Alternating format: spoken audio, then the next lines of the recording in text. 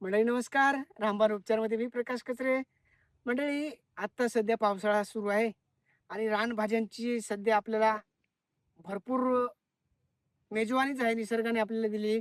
तर आज आलोय मी शेताकडं आणि आज तुम्हाला असे एक रानभाजी दाखवणार आहे. त्या रानभाजीचं नाव आहे पाथरी. तर पाथरी औषधीयुक्त खूपच गुणाने आहे. तर चला पहिले तुम्हाला पाथरी कशी असते ती दाखवतो. तर मंडळी बघा, हे बघा, ही पाथरीची भाजी बघा. ह्या अशी कवळी कवळी पानं आहेत. ही पहिले बघा दाखवतो तुम्हाला. ही बघा अशी कवळी कवळी पानं आहेत ना, आपल्याला तोडून घ्यायची आहेत. बघा, अशी पानं तोडतोय. ही पाथरी बघा, अशी ही पानं तोडतोय. ही बघा इकडे पण आहे, भरपूर आहे. अशी तोडून घेतो. आता ही पाथरीची भाजी का खायची माहिती आहे का? तर पाथरीच्या याच्यात भरपूर आवश्यक आपल्याला आयुर्वेदिक घटक मिळतात.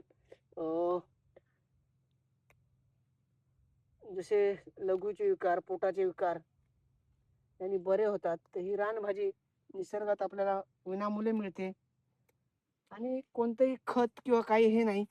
तर मी तुम्हाला दाखवतो. मी प्रत्येक सीझनला आपल्या ह्या रानभाज्या जेवढ्या जेवढ्या आपल्याला मिळतात तेवढ्या नक्की मी खाण्याचा प्रयत्न करतो, आणतो.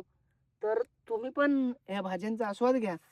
तर आता हे बघा, एवढ्या आता हे थोडीशी मेहनत लागेलच करायला. आपल्याला भाजी खायची आहे ना, जर नॅचरल ऑर्गॅनिक भाजी खायची आहे तर असं तुम्हाला तोडून घ्यावं लागतील ही पानं. कोवळी कोवळी पानं घेतली ना, खूप छान. काय करायची, घरी नेऊन ना बारीक कापायची आहे. नंतर कापलेली भाजी वाफवून घ्यायची आणि पिळून घ्यायची. नंतर आपण कोणतीही भाजी फोडणीवर देतो त्याप्रमाणे कांदा, तेल, मिरची, मीठ घालून फोडणी देऊ शकतो. बरं मंडळी, अजून एक उपाय सांगतो.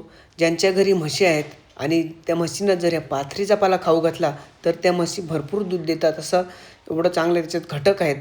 दूध वाढवण्यासाठी खूप फायदेकारक आहे. कोणत्याही प्रकारचा विषारी दंश झाला, त्याची सूज झाली, तिडीक लागली तर पाथरीचा पाला घ्यायचा आणि याचा ना रस त्या माणसाला प्यायला द्यायचा.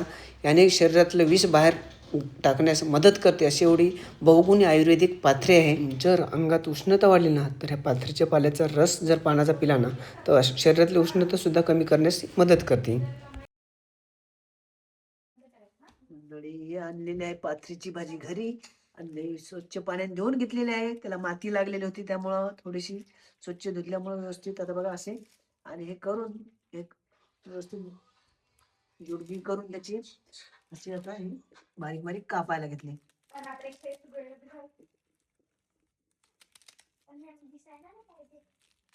अशी बारीक बारीक कापून घ्यायची. काही अशी पाथरीची भाजी कापून घ्यायची, अशी आयुर्वेदिक रानभाजी. तर निश्चित तुम्ही या पावसाळ्याच्या सीझन या रानभाज्या मिळतात तर नक्कीच या भाज्यांचा आस्वाद घ्या. आम्ही तर आणतोच, तुम्ही पण या भाज्यांचा नक्कीच आस्वाद घ्या. बघा, अशी हिरवीगार पालकासारखी दिसते बघा, जणू अशी पाथरीची भाजी. आणि असे आता बघा, हे असे छोटे छोटेसे कापून घ्यायचे. तर मंडळींना या पाथरीच्या भाजीचे बरेचसे असे आयुर्वेदिक अनेक उपयोग आहेत. तर एक साधा सोपा उपाय अजून बघा, एक सांगतो. अजून बऱ्याचशा जणांची बघा दाढ दुखते ना, तर दाढ दुखत असली ना तर ही पाथरीचं मूळ खोदायचं, हे स्वच्छ धुवून घ्यायचं आणि ते दाढीत धरायचं. याने तुमची दुखणारी दाढीच्या वेदना कमी होतात. तर खूपच अशी आयुर्वेदिक आणि रामबाण ही भाजी आहे. तसंच बघा, बऱ्याच जण ॲसिडिटी किंवा पित्ताचा त्रास होतो, पित्तयुक्त पोटदुखी असते. तर काय करायचं, हे पालं घ्यायची अशी तोडून, अशी एक एक पानं असं तोडून घ्यायची. अशी साधारण 10-12 पानं घेतली, चांगली कुटली आणि त्याचा रस काढला किंवा अर्धा ग्लास पाणी टाकलं, करून गाळून जर पिलं तर तुमची पित्तयुक्त पोटदुखीवर खूपच असा प्रभावी आणि आयुर्वेदिक हे आहे वनस्पती ही. आणि पाथरीच्या पाल्याचा रस आहे ना, जर अंगात मुरलेलं विषसुद्धा बाहेर काढतो. तर कोणत्याही प्रकारचं अंगातलं विष किंवा शरीरातलं विष बाहेर टाकण्याचं काम करते. तर अशी आयुर्वेदिक आणि रानभाजी आहे. तर नक्कीच तुम्ही आता ही भाजी सध्या उपलब्ध आहे, तिचा आस्वाद घ्या, त्याचा वापर करा. माझा हाच एक प्रामाणिक उद्देश आहे का ज्या आपल्या निसर्गात आता उपलब्ध असणाऱ्या विनामूल्य रानभाज्या वगैरे आहेत तर त्याची आपल्या पूर्वजांनी खूप प्रकारे त्याचा माहिती होती आणि तीच माहिती सर्वांना मिळावी आणि त्या माहितीचा लाभ घ्यावा हाच माझा उद्देश आहे.